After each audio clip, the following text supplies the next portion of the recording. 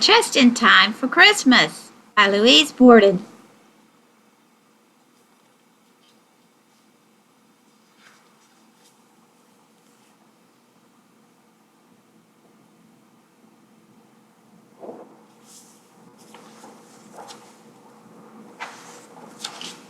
It seemed like such a long time to wait, going all year without a piece of cream candy.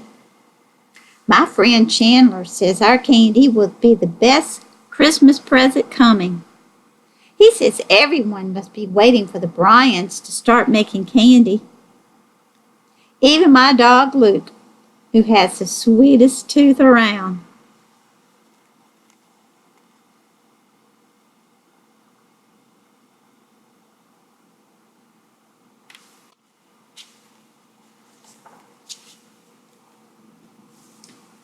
The Bryans have been pulling candy on this porch for over 100 years.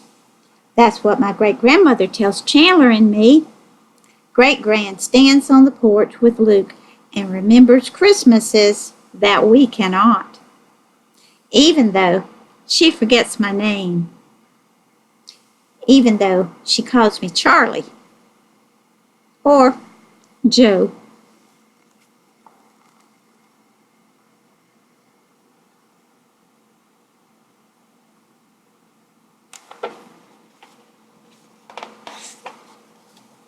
I help my brothers feed the dogs just before dark. Luke and Travers are the best hunting dogs in the valley. Luke's my favorite because he's his own boss. Charlie rubs Travers behind the ears and asks, "Is it cream candy time yet?" And I shake my head no. And I say, "I'm waiting too." I tell Charlie and Joe about the 100 years of candy. I tell them 100 years of candy would fill the tobacco barn beyond the creek.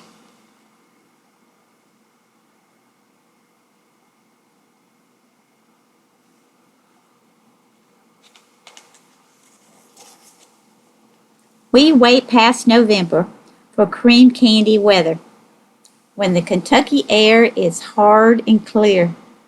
The sycamore logs echo with a cold chunk, and Joe and I bring in firewood from the porch. I try to let Luke in, but my mother says no. I see him head past the creek. He's off chasing squirrels. He doesn't come home for dinner that night, or the night after. He's just being his own boss, says my father.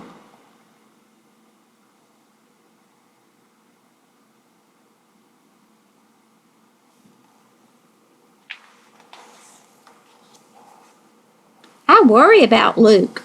He's been gone 2 days. After school, Chandler and I whistle for him, but he doesn't come home. We call up the neighbors. No one's seen my dog. "He'll come home for Christmas," says Great Graham. All the Bryans do.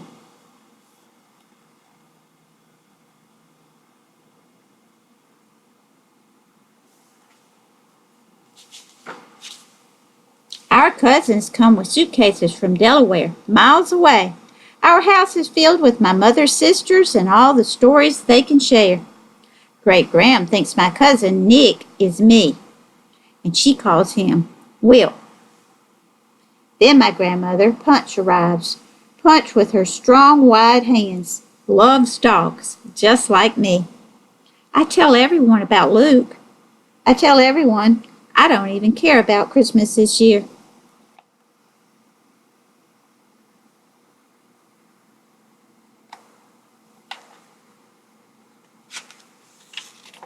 Great Graham pats my hand and says, "You'll be back in time for Christmas."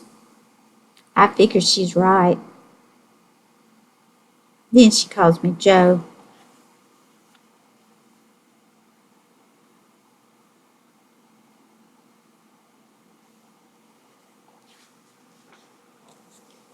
It's a cold time and a family time. It's a Bryan time, and the waiting is over. My uncle brings in the fir tree, one we cut from the north field.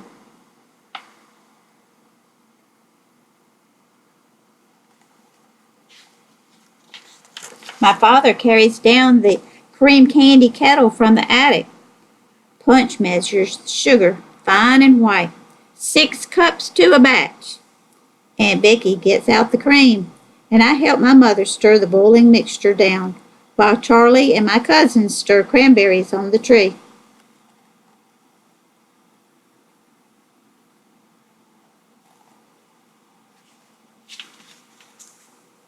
I worry about Luke.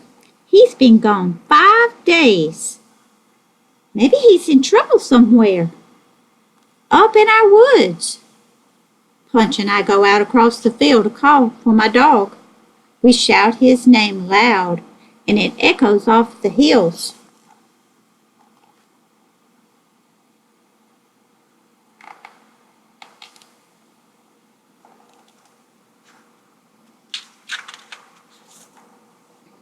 I let Travers in, quiet-like. He curls up behind the chair.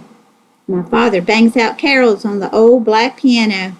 Our singing helps pass the time. With the mixture boils and foaming, the whole house smells of our candy and of sugar and vanilla and cream. It's the smell of Christmas every year. Every year for 100 years. And then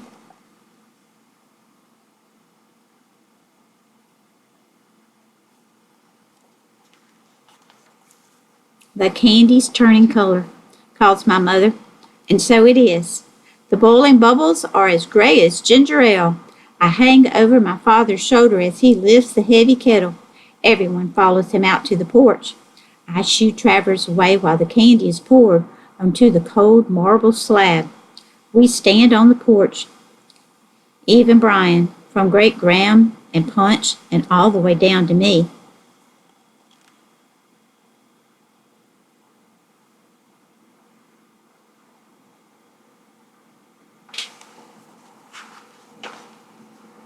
Everyone gets a turn at the pulling.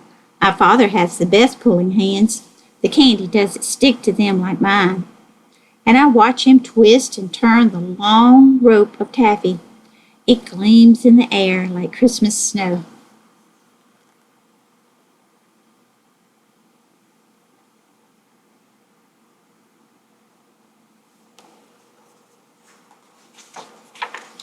Joe drops his hunk of taffy on the porch, and he picks it up fast before anyone sees.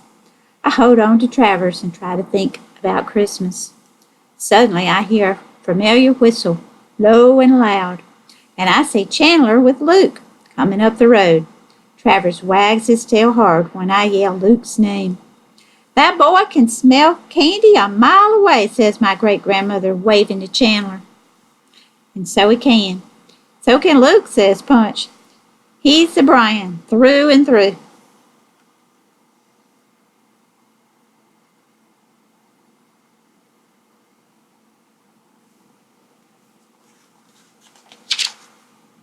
We stay on the porch in our coats with red cheeks and cold hands. Everyone gets a turn at cutting the long, sweet ropes into flat pieces and squares.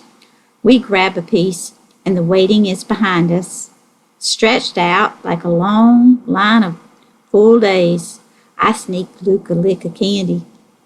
The candy begins to cream. It turns from chewing gum soft to butter mint hard.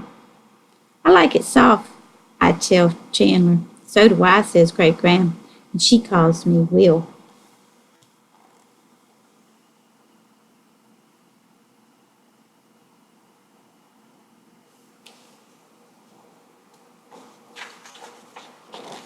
Later, my mother shoos the dogs off the porch and sends all the cousins to hang a wreath on the barn beyond the creek.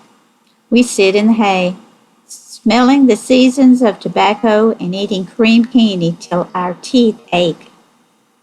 The dog curls up beside us, and Chandler tells me again how he found Luke chasing quail. It begins to snow, just in time for Christmas.